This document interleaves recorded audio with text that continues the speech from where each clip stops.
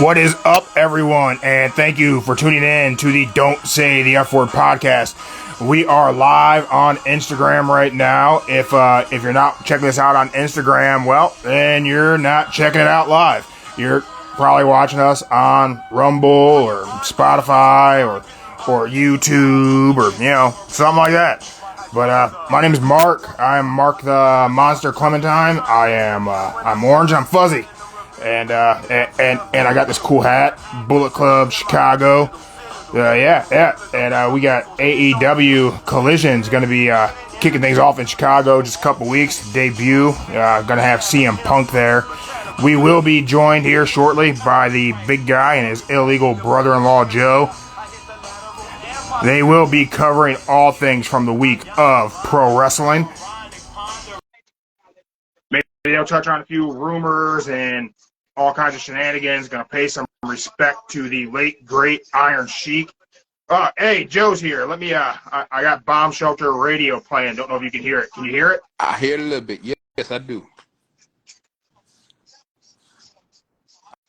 I can't tell what song that is. I think it's Method Man. Can't tell. Or Wu-Tang. I'm not sure who this is, honestly, but it's good. I like it. Oh, there, it's before your time. Yeah. Okay. I killed the beat, Joe. Good for the beat. How you doing? How you doing? Doing good?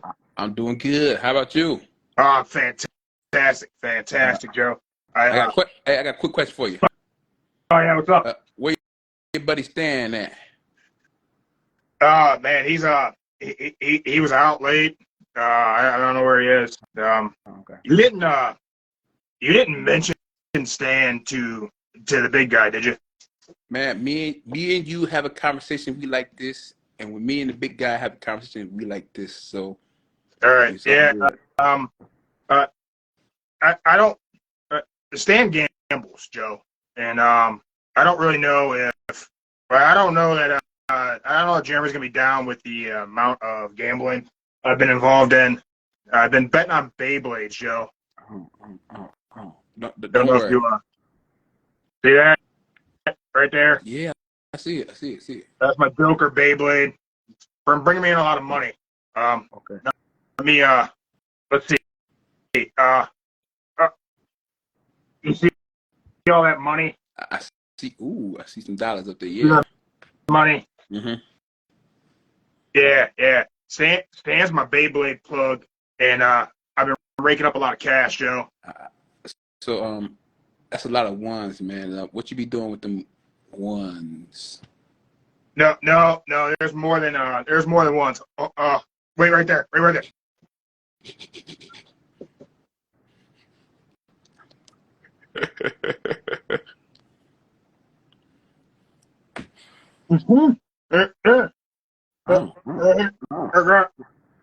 Hey, Mark, homie. Hey, what's up? I need to cash at me that $100, okay? Can I? Cash. Here, just take it. Here, can you grab it? I can't even feel it, man. Sorry. There you go. Yeah. So, there's money in Beyblades, Joe. There's money in Beyblades. I believe you. Yeah. Just wait till I start holding tournaments, and I'm gonna collect promoter fees and all kinds of stuff. Oh, okay. Mark, what are you talking about in there? You know what, Joe? We can talk about this later. You're right. Everyone who wants to tune in to the podcast, make sure you subscribe, like, share, do all that jazz. There's also there's a micro wrestling event coming up in our area, Joe. It's gonna be at Railroad Brewery in Avon. There's gonna be it's very competitive things, and I might be taller than somebody, I don't know. But anyway, just wanted to give them a quick little plug there. And I'm gonna So anyway, wrestling. No one's gambling on Beyblades. Mark, what are you? Dude, give me my hat. All right, Joe. It's been great catching up with you, bud. I'm gonna go produce this episode while you guys are talking, and I'm just gonna man the soundboard for a little bit. If you guys need me, just give me a holler. Mark the Monster out. All right, Marky. I'll scream for you if I need you. What's up, Joe? Hey, what's up? What's up? What's up? What's up? What were you at? What the hell? What's up? What's up? What is all this money? Yeah. You know, your boy Mark just showed some money. I was like, oh, I seen the ones right there. I figured he was going somewhere with them ones. That's all. But Where did Mark get money? yeah, he got money. Yeah. So Yeah, I that's a don't know lot if it's real or not. of money. I know, but These are all one. I saw the ones in the front though. I figured they were just ones, That's a but then $2 bill. yeah, Where I does don't know what he's Mark doing. get to get a $2 bill? Hey, them $2 bills come in. Hey, them $2 bills worth some money now.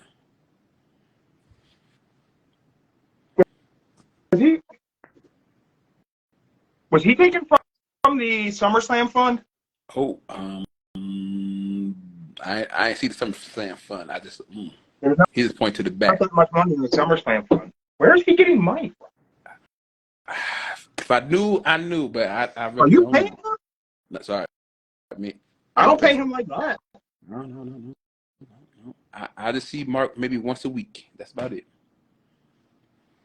Did he hit the intro? He never hit the intro yet. What's up, everybody? Thank you for checking out Don't Say the F Word. We are a pro wrestling and combat sports podcast, and we do not use the F word when we talk about professional wrestling.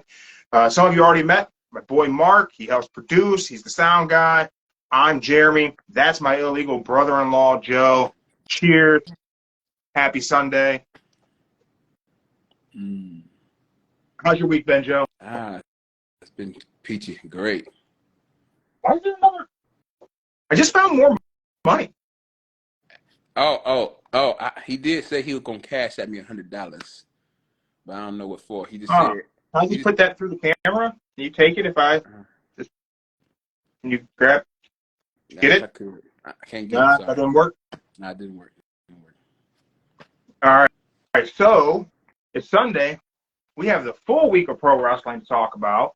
I mean, I guess except for Rampage. I didn't watch Rampage. I neither. We got some Wrestling Revolver from a few weeks back playing over here on Fight TV. Wrestling Revolver's got another show coming up. I think they're going to be in, Dayton, Ohio. Sammy Callahan's promotion. Yeah, John Moxley pops up in there quite a bit. They good matches. I don't really keep track of it enough to really know what's going on storyline-wise in Wrestling Revolver, but the matches are always fun. Speedball Mike Bailey shows up often, so always fun show to watch if you got Fight TV. If you don't got Fight TV, from our link tree, people can sign up for Fight TV, and they get like 10 fight credits, which, like, I don't know, they got it covers a month or something. I don't know what it does for them. Yeah. But anyway, what did you think of SmackDown? I think I don't like how they just bring Charlotte in just out of the blue, like bam, just. That's one thing. So I actually missed that when it happened. I was bouncing back and forth between SmackDown and the BKFC event Friday night while working. So I had a lot of things going on, but I've seen tons of people are pissed that Charlotte just comes back and is immediately in the title scene. That is right. She says she don't have to get in the back of the line. She is the line.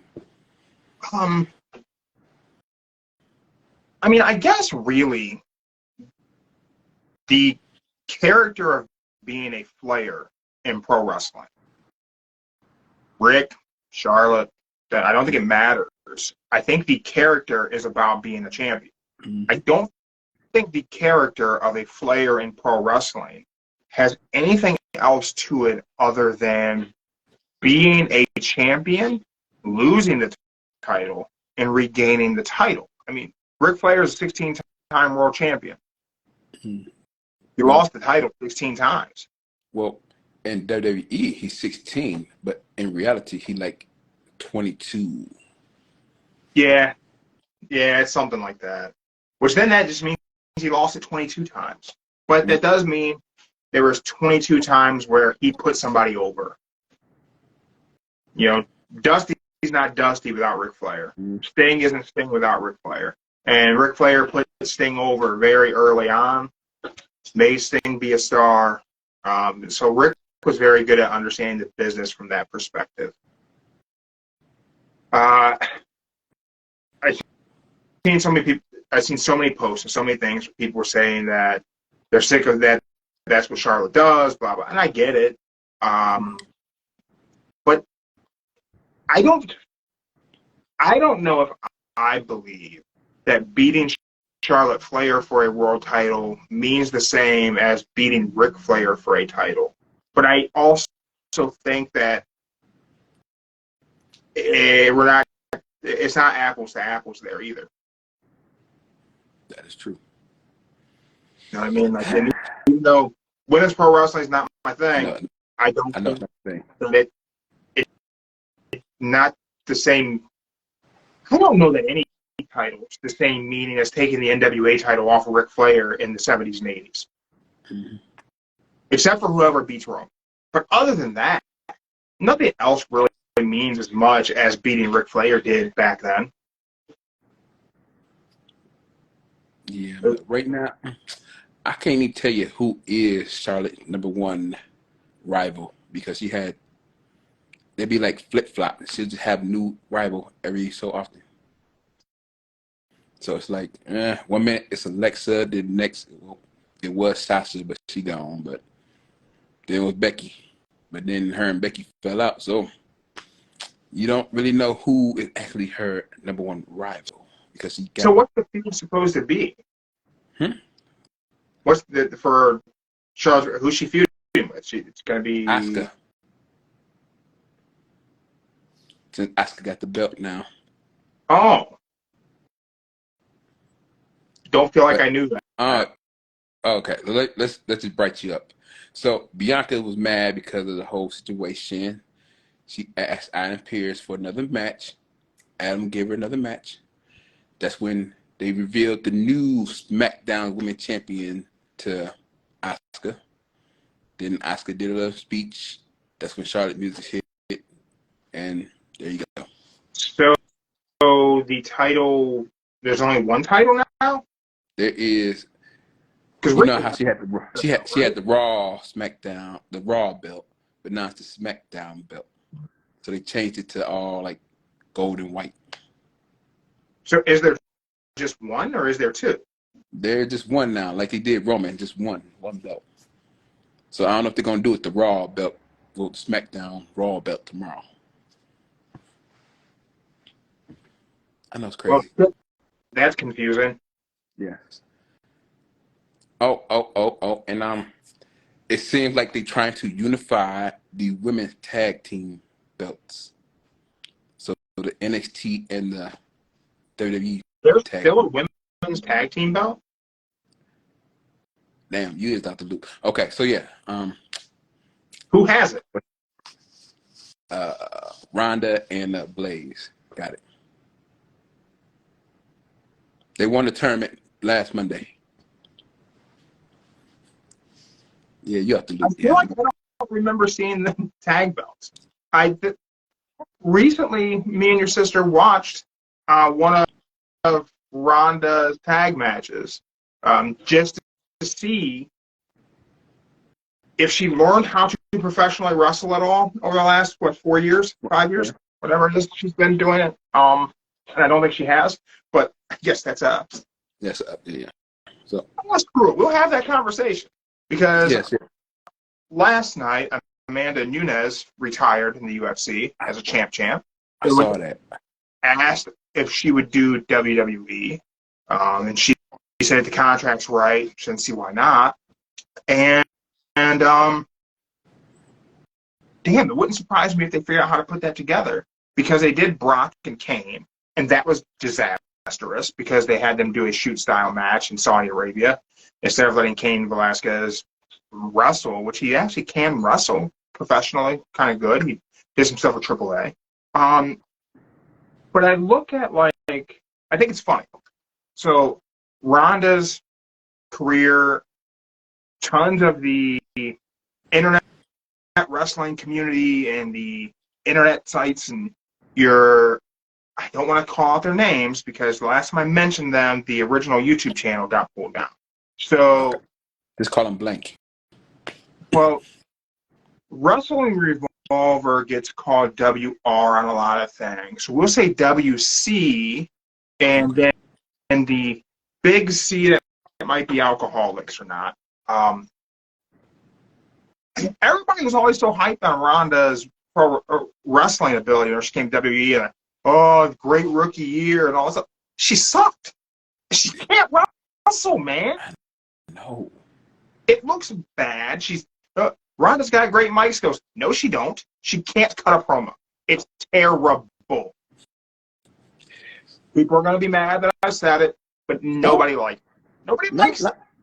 I'm just gonna say, from my opinion, she like worse than me coming to doing the promo, and that's bad. When you can make more money than me.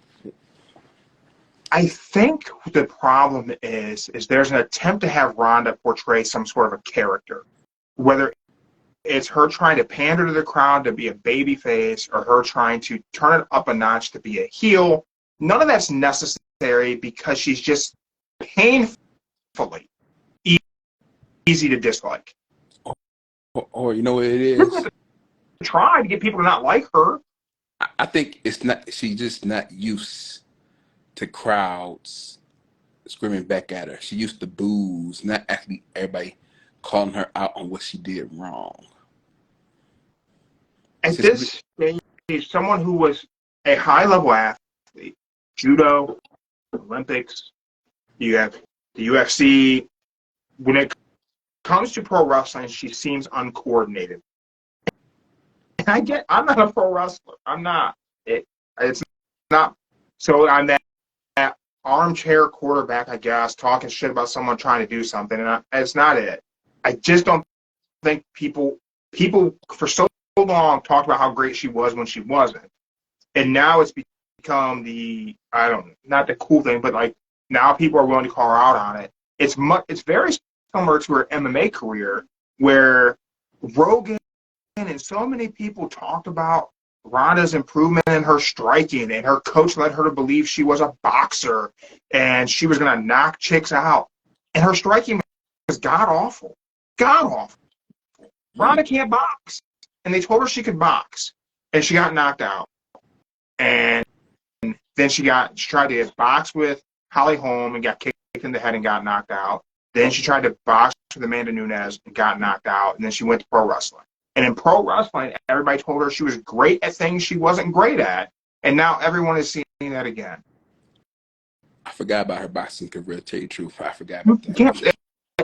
I think people feel obligated to say that Ronda's great at things Ronda's not great at until it becomes so obvious that she's not great at that thing. And then people are willing to say, well, Ronda's not very good anymore. She wasn't good to begin with, those things. But people want to tell her that she is, and it sets her up for disaster later on. They should have eased her into a different wrestling career. And not just, she didn't have to earn her way, but I think they dropped the ball on the way they booked her anyway. But I don't know, man. It had been a while since I had seen her in the ring, and then whenever we watched the tag match, I don't remember them having tag belts. I don't remember that. Okay, what happened was when Liv got that injury, 3 weeks ago or so, she got an injury. They had to relinquish the tag team belts. So then last Monday, they had that little tournament, fatal 4-way tournament, first pinfall. They won. Ronda and Blazer. Ronda beat Shotzi. That's how they got the belts. I don't know.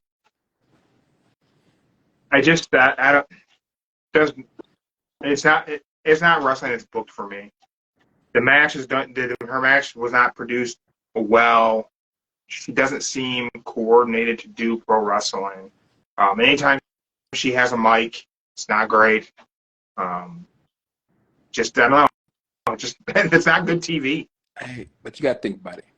It's always a great time to go pee when they put Ronda Rousey on SmackDown. But we're older. You got to remember. No, we got to urinate. It's necessary. What we got to do, and there's no better time to plan out your piss break than when they give Ronda Rousey a microphone. But you got to think about it like this. Ronda Rousey, her names bring money. That's why they. No, no, that's not true. That's what some people. That's what some people say. If you hear the name Ronda Rousey, that's like saying money, gold. I would billion. love to see the sales of Ronda Rousey's merchandise that is not themed like Roddy Piper's merchandise. I want to see what those sales are. Well, the rowdy part. It's the rowdy part that gets the money. Yeah, take the rowdy part off because that's not her moniker. Okay, sure, we can say Piper gave it to her. Okay, take it off. Get rid of the hot rod font. Don't stylize it like it's a Roddy Piper shirt. I want to see what the sales of that shirt are. Because here's one thing I can tell you for sure. The wrestling t-shirt business pretty big outside. And WWE and AEW make terrible shirts. Just going to put that out there. Everybody else who makes pro wrestling shirts does a better job. My Darby Allin shirt is not an AEW shirt that I got at an event. You go to the event, the shirts they have at events, not great. The shirts they have on the websites, also not fantastic. Pro wrestling tees or alt wrestling tees, WWE and AEW are not because they do not make a very great shirt. Also, the quality at a show of their shirt is not soft. This shirt, your sister got me this, very soft, very comfortable. You go to the show, you're wearing a burlap sack with iron-on transfer on there. But have you ever seen someone wearing a Ronda Rousey shirt? Out in public? Anywhere? Ever? No. I've also never gone to a wrestling event and seen someone wearing one. Now, I've gone to AEW shows and seen people wearing Hulk Hogan shirts. I've gone to AEW shows and seen people wearing Bloodline shirts, Roman Reigns shirts, The Shield. Before Wardlow was even having an AEW product, I've seen people showing up to events wearing Wardlow shirts that, I mean, they may have made those themselves. I don't know, but I have never, even when she was in the UFC at the height of her fame, I've never seen someone wearing a Ronda Rousey shirt. Really? Never seen it. I've never seen it. And I've been around people who have been, biggest Ronda Rousey fans whenever she was snatching arms from the UFC. I ain't never seen someone spend a dime on her merchandise, though. So she's not a star. No one's buying a ticket to a WWE event going, man, I hope Ronda's on the card. No one's doing that. Nobody. Okay. I figured No one. I guess I'll do my Tony Schiavone. That's definitely not putting butts in the seats. Nobody wants to see that match. Like, nobody wants to see it. Like, if Amanda Nunes leaves the UFC and goes to WWE, does anyone tune in to see her versus Ronda? Just the die-hard fan who want to see it. The die-hard fans. I can't imagine anyone would, because how do you book it? She beat Ronda in seconds in the UFC and sent her left the sport. How the hell do you book that pro wrestling match and have that thing make sense? The wrestling math can't work at all. What do? You book Ronda to look strong, so that way what are you then saying? Yeah, well, I mean, a lot's changed in, 7 years since they met in the UFC? Somehow pro wrestling poorly translated into her beating Amanda Nunes? Nope. Can't do that. That doesn't make any sense. Yeah, I guess so. I guess you're right. Was it my imagination, or on SmackDown, were all the matches really short? They were short. They were like, it seemed like everything happened so fast. It was like less than 3 minutes. Like Bailey and it was like 3 minutes. Then the women's Money in the Bank was like, yeah, they're all like 3 minutes. I don't know why. So where do you think Bloodline story is going as we progress forward? We got now we have the Usos super kicking each other. So now what's going on? I really I'm don't Jimmy know. Super today. This is getting good. I mean, it's like you destroying the family over one person that's just the cousin out of all the actual siblings. It's like the cousin is telling you what to do to listen to your older brother. The Bloodline story, I think, at this point, is without a doubt the best story ever produced in professional wrestling. I mean, it's good. Like it got a lot of twists, plots to it. You just don't know what's gonna happen. Like you don't know if they're gonna break up or just reunite or just say, "Ha ha, we fooled you." Something. I do feel like, and this could just be my perspective just from the past week or couple weeks, I almost feel like everything else happening in WWE right now is like so secondary to the Bloodline story that nothing, like almost everything else is filler, packaged around. We're telling the story of the Bloodline. There's so many moving parts. There's a lot of other things happening, but nothing is even coming close to being that kind of main event thing, other than the struggles of one Cody Rhodes. And even then, I don't know if I would even call that necessarily a main event story at this point. I don't know if I don't know if Cody and Brock is a main event thing on any card. Maybe a co-main on something, but right now, that's the Cody focus, right? It's him and Brock, and how do we get them back together for SummerSlam? Mm-hmm. But I don't feel like anything else is even close to the magnitude of just telling the Bloodline story. And I don't even mean that necessarily as a bad thing, because WWE programming has been really, really good. The matches are very good. Even those stories that I'm calling kind of filler, are still very good and would have been better than anything they were putting out 5 years ago. You know why? Hunter? Tricking it. Hunter. He's making it good to watch now. You ain't having the same repeat matches. You're having different ones. Even if they do it the same fights over twice, you won't see the third time. Well, except for Brock and Cody, that's different. But I'm seeing that Brock Cody SummerSlam may be a bull rope match instead of a dog collar match. yeah, I saw that too. I don't know how I feel about that. Mm-hmm. I don't know. I don't know if there's a good. I understand the desire to do the stipulation, and I understand Cody wanting it to be dog collar. I hope they don't go like Texas strap where you got to touch all four corners. They probably will. But that Texas strap match where or they've done it with the bull rope also, where you got to touch all four corners for your victory. I guess there's elements in there where you could do some type of an interference thing to render the other person unconscious. So you can go and touch all four corners. They could do something to build some other angle down the road. But I don't know. I just want to know. I just I guess can't see him somebody doing a German has to win the suplex. rubber match, but I just don't know where. I'm not super pumped for Cody Brock 3. Yeah, I'm just trying to picture how Brock would do a German suplex with that rope strapped to his arm. That's like Just wrap Cody up, wrap him up with it, and all of this match is going to be whatever the stipulation becomes. It's just going to be the violent beating of Cody Rhodes for him to pull out a victory at the end, right? Could it be booked any other way?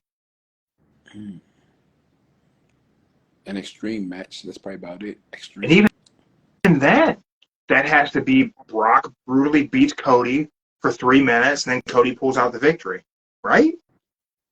I don't know how else you book this third match. Cody's got to be the one to go over, and he probably has to go over being a bloody mess. Or at least if they brutally beaten mess, they don't want to do Cody Rhodes covered in blood. It should be Cody Rhodes covered in blood and pull out the victory over Brock Lesnar. I just don't. That's the visual they need for Cody slaying the Beast. I just don't know if they'll do that. Well, final option, probably a Hell in a Cell. That's the only thing I think of. Hell in a Cell probably be the next option. Who has Brock faced at Hell in a Cell or in a cell? Who has he ever faced? There's got to be somebody, right? Brock's done a Hell in a Cell match, right? We're gonna check. Taker, not the biker. I think biker Taker.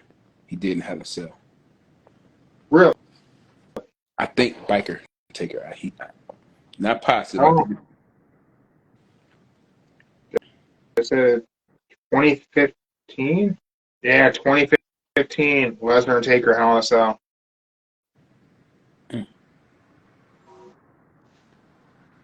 Yeah. Okay. But that wasn't Biker Taker. It was still Dead Man. It's kill that before we get taken down from anything. But oh my God, I can't make it go away.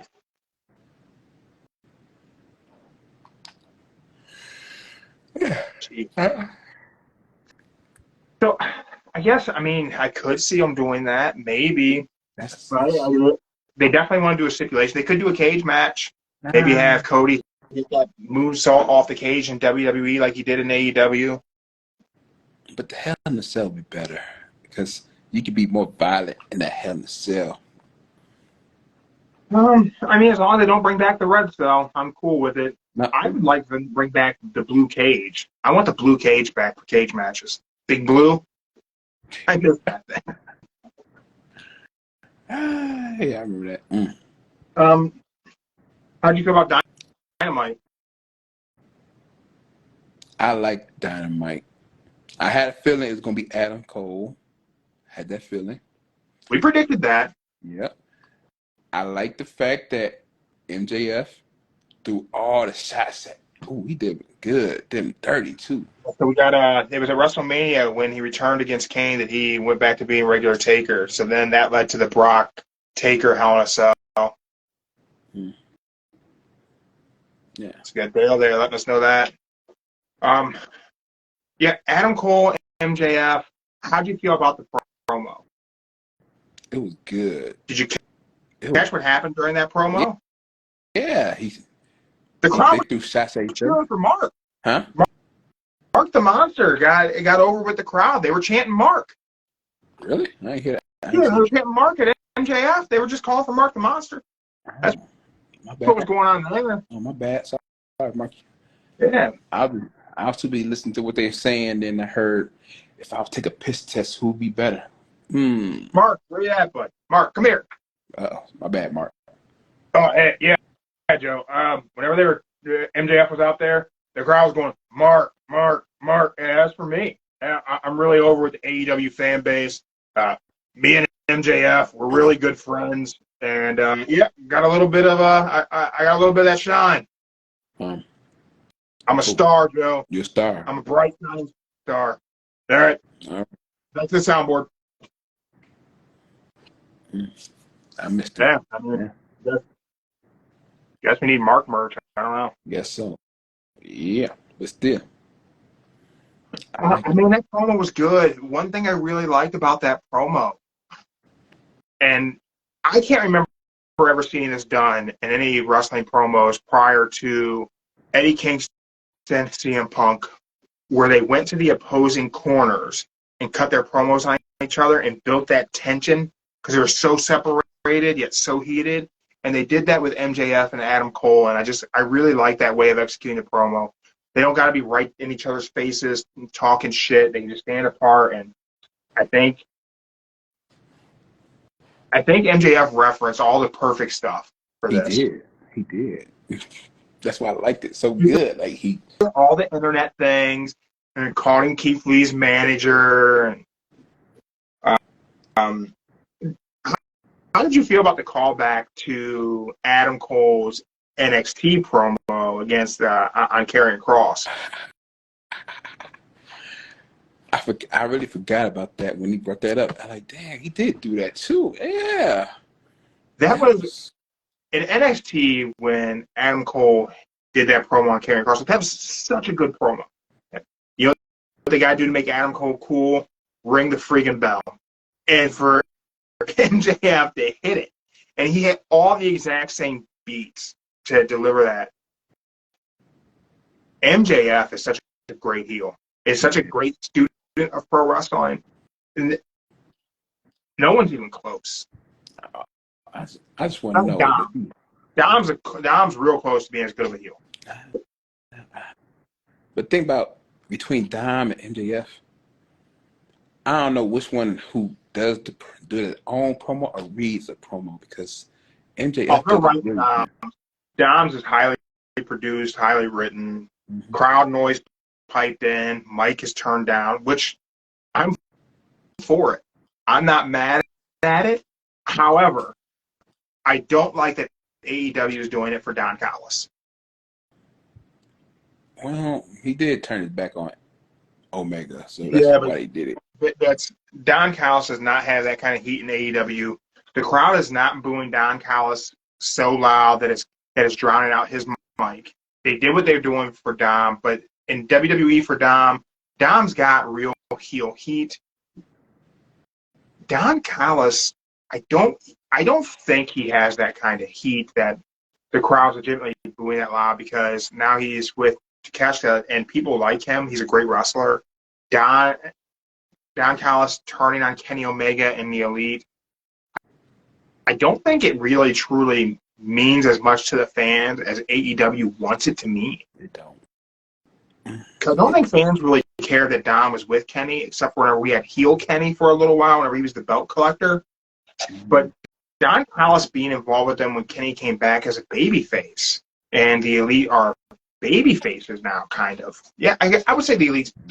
The Bucks and Kenny are faces now because they got Hangman, and Hangman's a white meat babyface. So the Elite's back to being faces. So Don being with them didn't make any sense anyway because nobody likes Don Callis. And he doesn't have enough heat to actually be a good heel manager. That is true.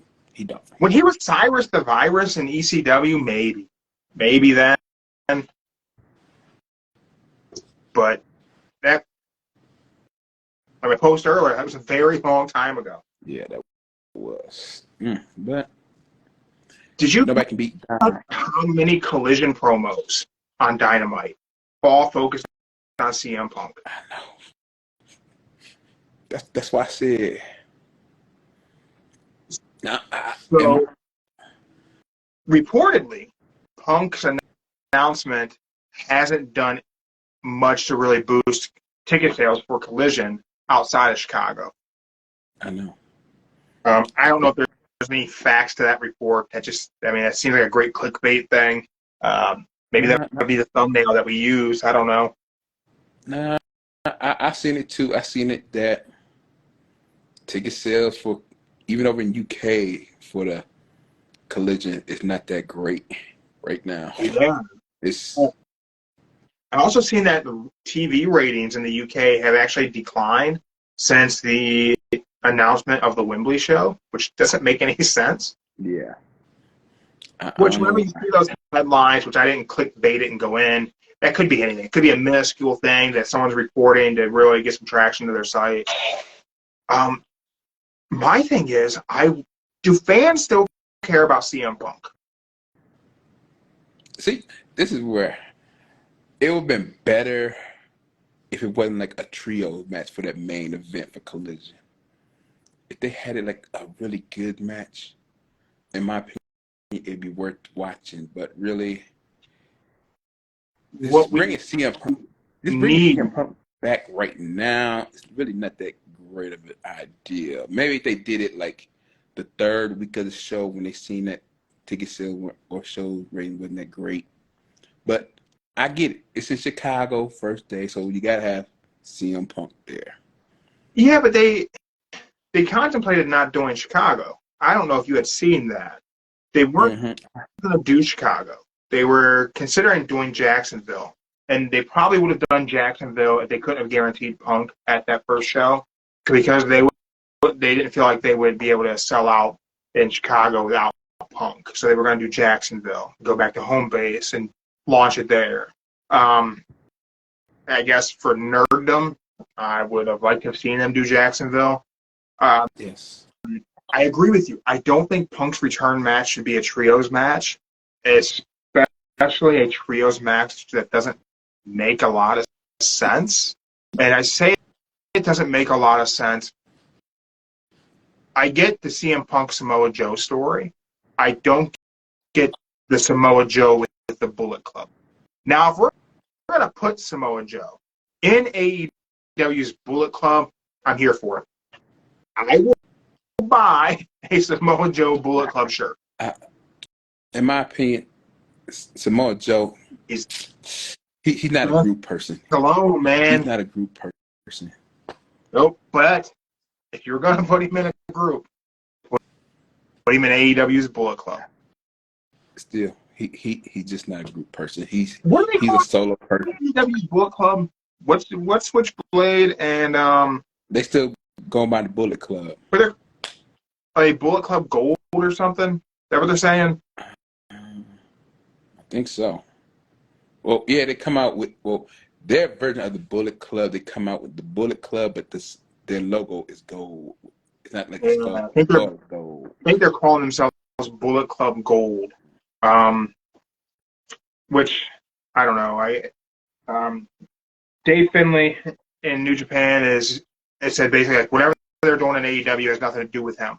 They're not part of his Bullet Club. His Bullet Club is the Bullet Club. I'm cool with that. I would like to see Joe in that Bullet Club. I don't know how long you do it for, but man, if I kind of want a Samoa Joe Bullet Club shirt. I kind of want my Bullet Club logo. Joe's gonna kill you. You could rock it. It would make sense because you're Joe. I know. I think that'd be kind of cool. And then from there, you could have Bullet Club Gold. They need to feud with the Elite. If you want Bullet Club Gold to matter, they really kind of need to feud with the Elite. They need 2 more people, though. Like, original Bullet Club people. They can figure it out. But at some point, Bullet Club has to... I would like to see Bullet Club, Dave Finlay, New Japan's Bullet Club, come into AEW and do the invasion angle of New Japan's Bullet Club onto AEW.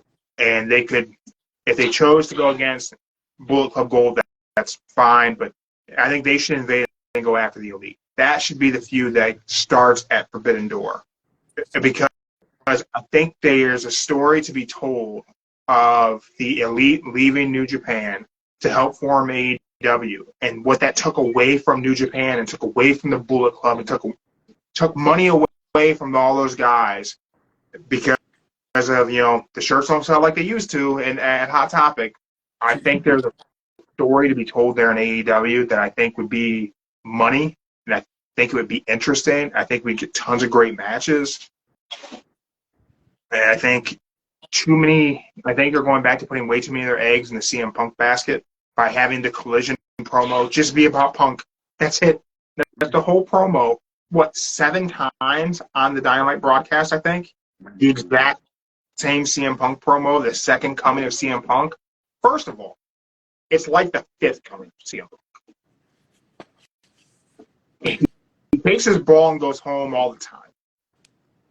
Hey, them part-time people got the special contracts. And again, there's a lot of things from CM Punk's career I really like. I like the pipe bomb, especially because whenever I first seen it, I didn't realize how scripted it was, and it was 2011. I really liked it. It was good. Kind of helped pull me back in. I like his run in AEW. I don't think making Collision be the CM Punk show is really the way to go because, as I said months ago on the show, as I said in the article I put up on our website, I think a lot of fans might really be off the CM Punk train. And if they're trying to bring him back as a babyface, I think they're mistaken as to how much he's going to get booed outside of Chicago. I don't think they really making it a CM Punk show. I just think since it's the first show, they just Every time the Collision looks boring. see. I like the theming of going like with the Nitro theme. I think there's gonna be great matches. AEW is stacked with talent, but if so much focus is put on CM Punk and he blows his foot out night one, trying to do some shit he can't do, then what? We have 6-8 months of bad TV, like what happened with Dynamite after Punk got injured.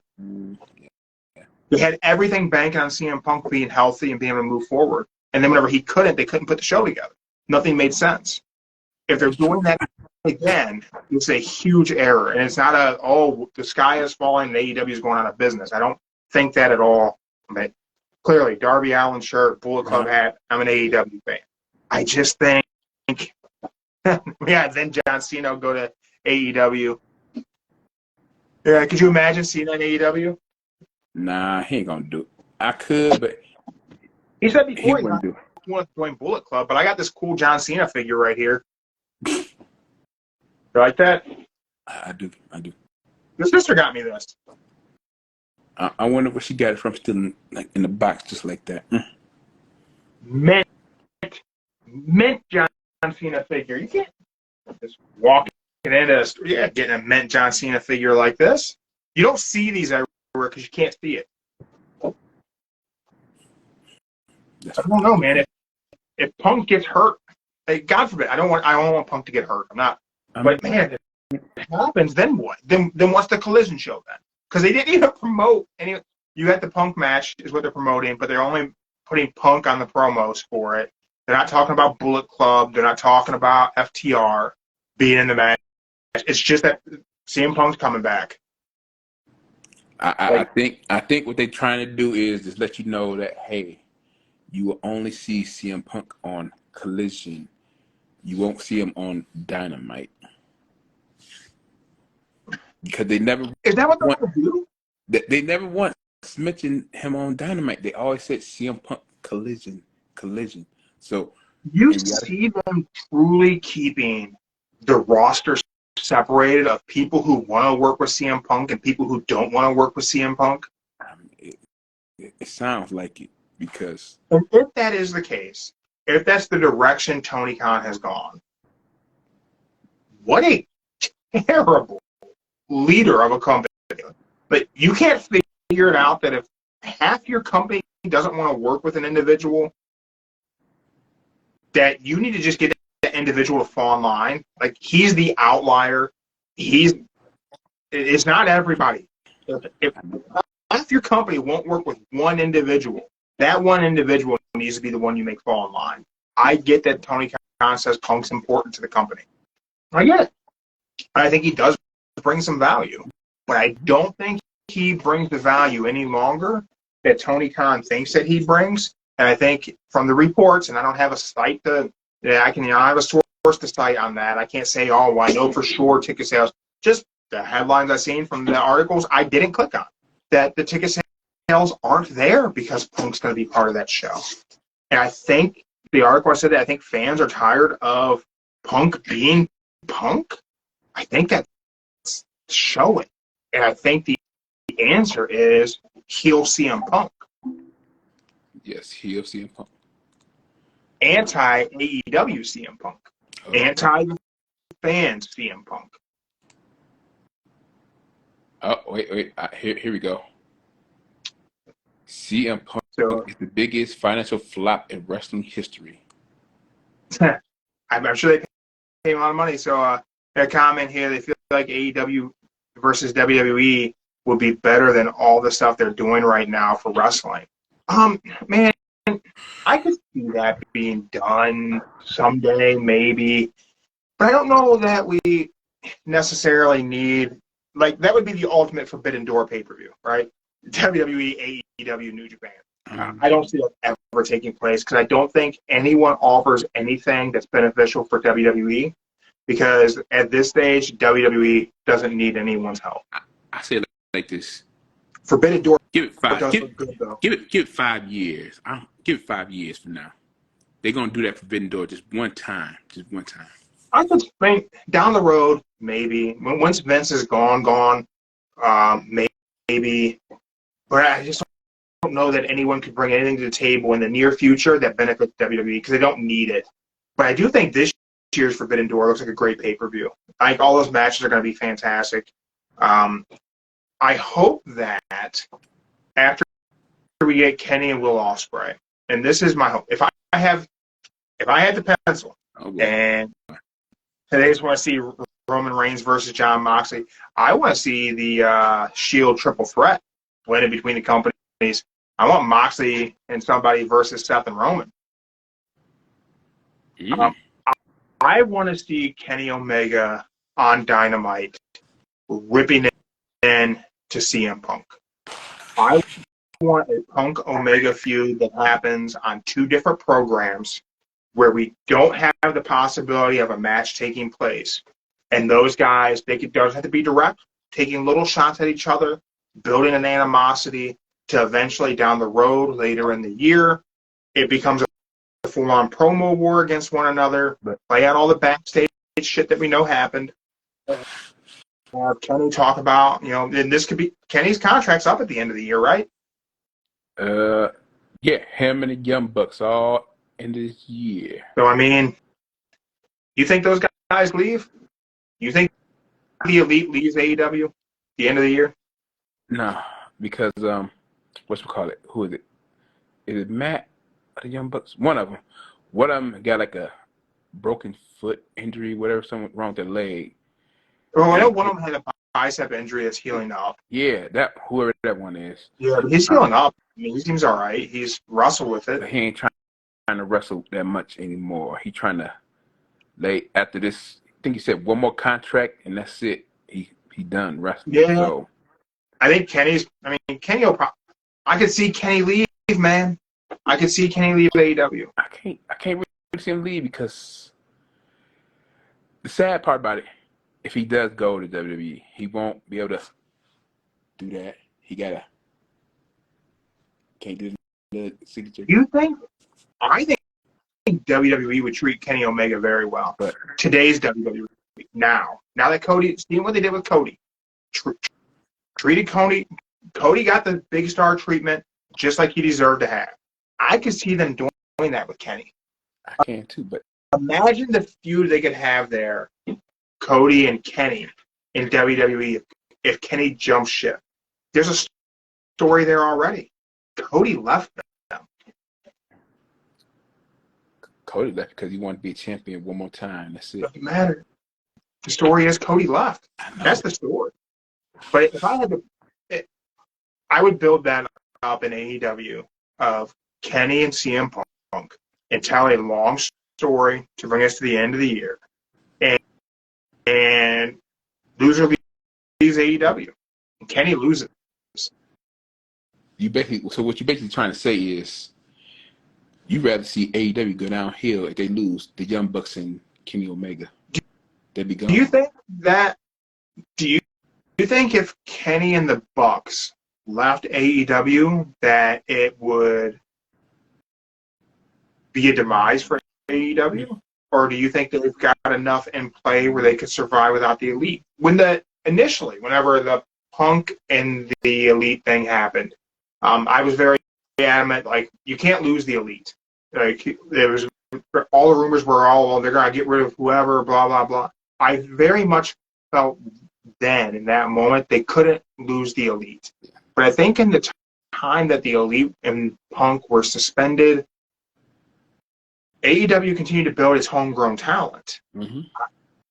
I don't know that I think the Bucks and Kenny leaving to go to WWE would actually hurt AEW long term. I don't think it would.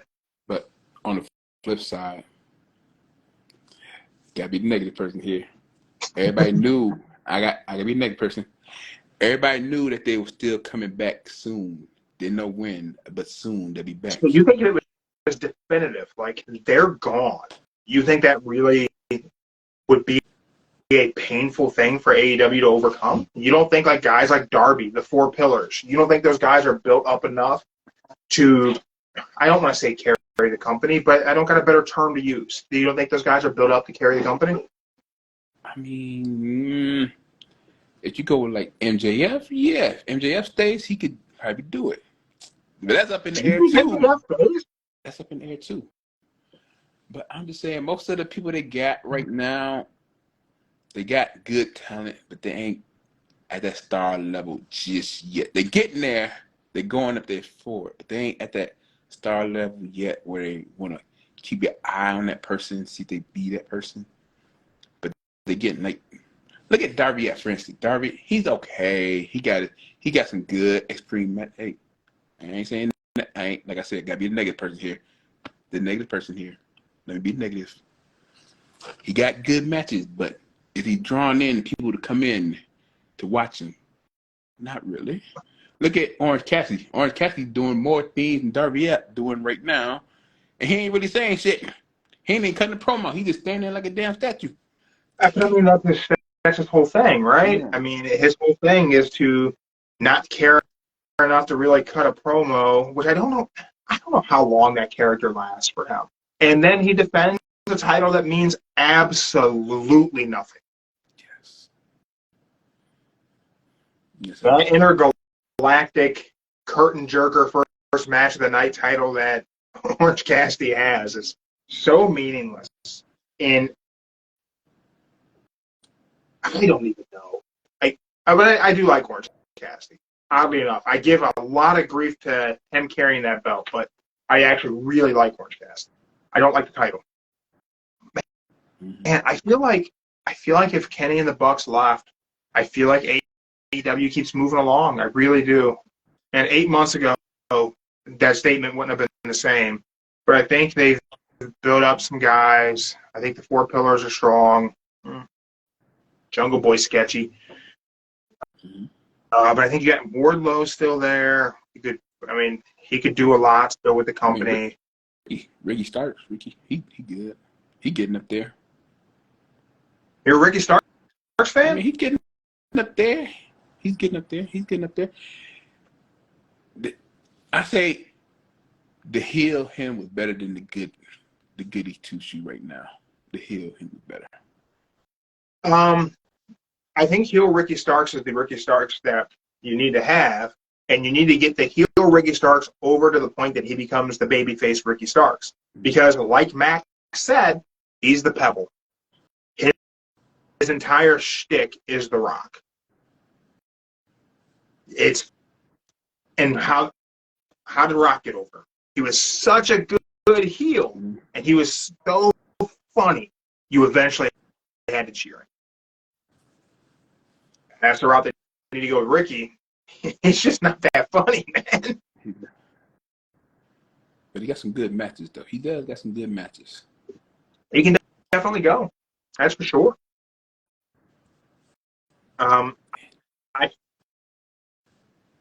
I'd be surprised if Kenny stays at the end of his contract. It would really surprise me.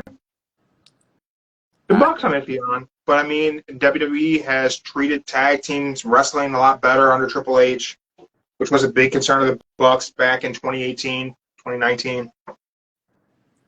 I think Cody being there bridges the gap of the idea of people jumping ship. I don't think we will see a mass exodus by any means, but I feel like how Cody felt like it was time for him to leave AEW and leave the territory and go back to WWE. I do kind of feel like perhaps AEW has kind of outgrown its need for the elite. Okay.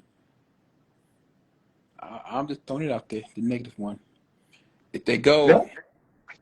it's the company be fine. I could be so wrong. And my opinion could change in 2 months, man. You know me, but I'm just saying, if they go, let's just say Omega. Okay, mostly all the elites, the original elites, all that contract is up in this year. You got Hangman. Yeah. Hangman's too. Man, yeah, all of them. They're all up. Yeah.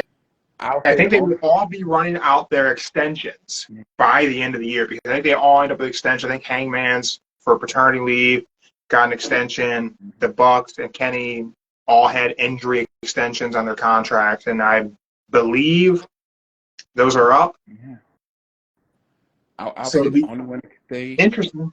I'll say Hangman will stay with AEW because WWE probably wouldn't able to do nothing good with him. So now, as for Omega and the Bucks, I'll say if they do it right, if WWE does it right, let them keep their signature moves, signature catchphrase. Let them do all that good stuff. They could do something well with them. They could do something well. The Kenny Cody feud is built in. It's ready to go. I know. It's easy. Writing that is simple. You bring Kenny and the Bucks and the WWE, and the story is right there. And it's you left us, and you left us with CM Punk. And then, boom, you'll get Cody the Uso. was there when they signed him. Then Cody jumped ship. That's the story to tell.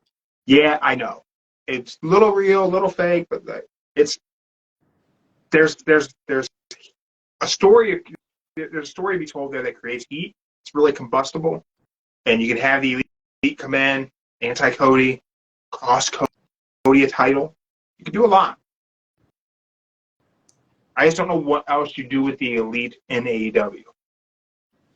As we look down the road, if you were to look long-term booking, what story is there to tell with the elite in AEW right now? If you're not going to tell the elite versus CM Punk, you keep them locked into trios feuds with Blackpool Combat Club for the next year. You already broke the elite up one time and then brought them back together. Were we going to break them up again for Kenny to be the cleaner and go around collecting belts again? I feel like they've removed Kenny Omega, the wrestling machine, so far from any title picture that to inject him back in would almost feel forced at this point. You right. Throwing the Bucks back into that tag title picture? Man, probably not, right? I mean, it all depends on. Now I got you thinking. What stories are there left to tell if you don't want to tell the elite versus CM Punk? Because that's the story we all want, right? I want that really bad. I really bad want Kenny Omega to open up Dynamite, mic in hand, very vintage 90s style pro wrestling. And I want him to cut that promo, calling out Tony Khan for giving Punk his own show, calling out Tony Khan for protecting, his golden goose, and leaving the guys who built the company out of it. I thought the elite being anti-Tony Khan would have been a great way to introduce Ring of Honor. Having the elite go to Ring of Honor to get away from Tony Khan and Punk. But I don't know. I think it's a good spot to end this episode on. What do everybody out there think? Drop your comments on this. I'll put this poll up on Spotify also. If those of you didn't catch the live, and I'll post it up on our Instagram also. Does the elite leave AEW at the end of their contracts? I'm going to say this. I would say Kenny would leave. The Bucks will stay. You think they're going to divide it up? I think they're going to divide it. I think they're going to divide it. Only one reason why. The Bucks, they got family. Kenny don't got a family. Kenny can go.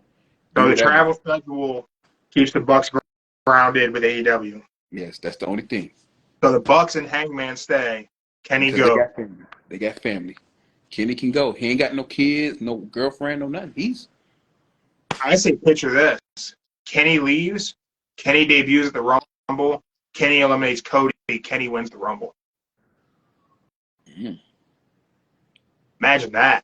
Imagine if that depends on if his contract is up by the Rumble, January. I don't know when it's up. It's up end this year. I believe it's up in December, but I'm not positive on that. Maybe that's something we can look into. Tomorrow night's Raw. I don't know. Maybe we'll stop in. Maybe we'll do something pre-Raw. Okay. Pretty raw. All right, guys. I'm Jeremy. My illegal brother-in-law, Joe. Mark the Monster is running the soundboard or something. I don't know where he went, but we got to figure out where he got all that money. Until next time, guys, thanks for checking us out. We're Don't Say the F Word Pro Wrestling Combat Sports Podcast. We do not use the F word when we talk about professional wrestling. Don't let your friends use it either. And we'll see you guys on the next one. We're out. We're out.